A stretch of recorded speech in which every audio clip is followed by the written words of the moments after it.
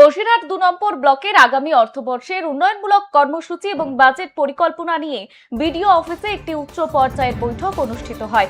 সরকারি বরাদ্দের সঠিক ব্যবহার এবং গ্রামীণ পরিকাঠামোর মানোন্নয়ন নিশ্চিত করাই ছিল এই বৈঠকের মূল লক্ষ্য।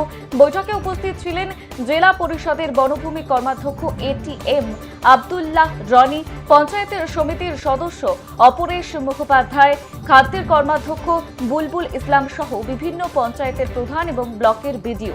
আলোচনায় মূলত গ্রামীণ রাস্তা সংস্কার, পানীয় জল নিকাশি ব্যবস্থা এবং স্বাস্থ্য পরিকাঠামোর উন্নয়নের ওপর জোর দেওয়া হয়। সরকারি অর্থ ব্যবহারের ক্ষেত্রে স্বচ্ছতা বজায় রাখার বিষয়েও কড়া বার্তা দেওয়া হয়েছে। আর জেলা পরিষদের বনভূমি কর্মাধ্যক্ষ এটিএম আব্দুল্লাহ রনি তিনি জানিয়েছেন, সাধারণ মানুষের প্রয়োজনকে সর্বোচ্চ অগ্রাধিকার দিয়ে এবং গ্রামীণ যোগাযোগ ব্যবস্থা মজবুত করার লক্ষ্যেই আগামী অর্থবর্ষে বাজেট প্রস্তুত করা হচ্ছে। আর এই বৈঠকের হাত ধরে ব্লকের সামগ্রিক উন্নয়নে নতুন গতি আসবে বলেই আশাবাদী প্রশাসন।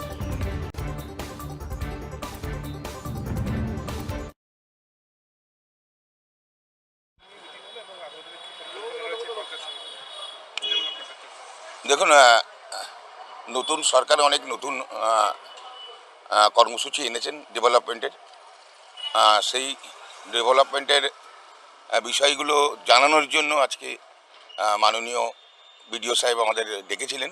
আমরা যারা জনপ্রতিনিধি আছি এলাম, নতুন সরকারের যে ডেভেলপমেন্টের যে পদক্ষেপগুলো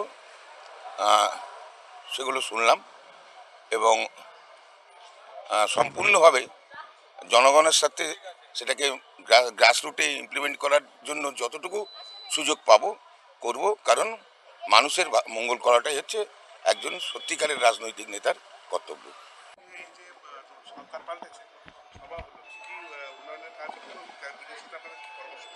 বিডিও সাহেব নতুন সরকারের কথা বললো এবং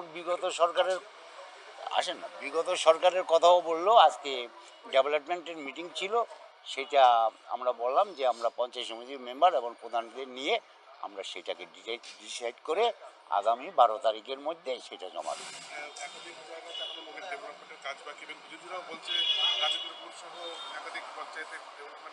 আমি কোন পঞ্চায়েতের কথা বলতে পারবো না। আমি খোলাপাতা গ্রাম পঞ্চায়েতের পঞ্চায়েত সমিতির মেম্বার।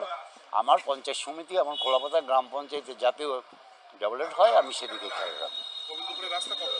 গোবিন্দপুরের মেনশন করলে হবে না তো, হ্যাঁ, সেখানেও তো পঞ্চায়েত সমিতির মেম্বার আছে, সেটা আমি নিজেই